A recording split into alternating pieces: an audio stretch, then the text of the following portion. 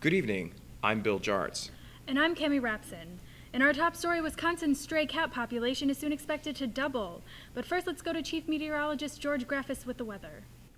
Hi, Cami. The barometer right now is indicating a dew point of 70 degrees, meaning a high advection fog is likely that usually... I'm sorry, George, but we have breaking news. The hurricane which ravaged Haiti last month is causing problems for a local Walmart. Haiti is a leading manufacturer. Speaking of hurricanes, Bill, a storm that recently formed in Lake Michigan is headed our way. Hurricane Brett is expected to make landfall by Sunday. And local residents are concerned as the storm is expected to unleash up to half an inch of rain with winds gusting up to 10 miles per hour. Local businesses have already begun boarding up favorite Green Bay establishments like Lambeau Field and McDonald's in preparation for the impending devastation. On a related note, Wisconsin's homeless braces for the incoming hurricane. And a free turkey dinner at Perkins. John has more. Thanks, Bill, but first let's take a look at the weather with Chief Meteorologist George Graffis. Well, Cami, right now the winds have shifted to north-northwest and the cloud ceiling is at 10 miles. Thanks, George. Speaking of ceiling, shoppers at a local Walmart received a surprise this Thursday when a roof collapsed in housewares. Over 300 people were sent to the hospital after the event. Talk about falling prices, Bill. We now turn to Jeff Alexander, who's reporting live from the hurricane. Jeff, can you tell us, what does it look like out there? Just how bad is it? Bill, Hurricane Brett is making a complete mess of things out here. It's slowly hobbling ashore. It's just worsening the disaster. Folks just are praying that it's going to go away, but it doesn't look like it's going to happen anytime soon. Oh my God! Jeff, are you there? Sorry, folks. Looks like we're having some technical difficulties. We'll get back to you with his report later this hour. We now turn to our chief meteorologist, George Graffis, for more information. Bill, it's a wild one out there. As you can see from the state-of-the-art map, Hurricane Brett appears to be making a pass for central Green Bay area, apparently an attempt to head straight into Minnesota.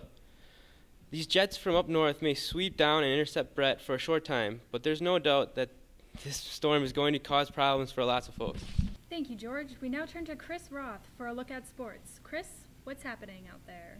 Well, Cami, it's been a crazy week for the Packers. Despite a pretty rough start to the season, they've really come back with a bang in the 3 wins they've collected this week. In a fierce battle against the Los Angeles Lakers last Wednesday, the Packers triumphed with the last-minute swing by Donald Driver coming in at 18 under par. Not to be outdone, Aaron Rodgers is definitely winning over the Wisconsin Eggheads with all the home runs he's had lately. Chris, I think you mean cheeseheads. Thanks, Bill. I knew it had something to do with an omelet. Despite having both legs amputated after a nasty battle with the Atlanta Braves, Rodgers is back on the field and better than ever.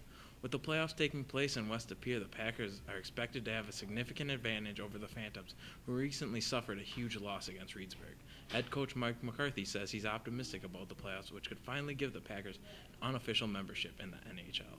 Thanks, Chris. Right now we turn to our chief meteorologist, George Graffis, for an update on that hurricane. George, what's the latest? Bill, we just received word from the National Weather Service that Brett is not a hurricane, but rather a weak little storm that shouldn't affect our area at all.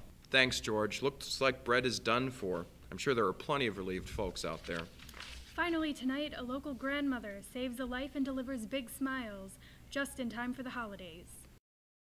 93-year-old Abby Flanders, or Mother Abigail, as she's known to her neighbors, rescued a 3-month-old kitten from a tree by climbing up 20 feet and holding on to the animal until firefighters arrived to rescue them both. Abby was released from Aurora Medical Center earlier today with only minor injuries. Wow, what a true Christmas miracle.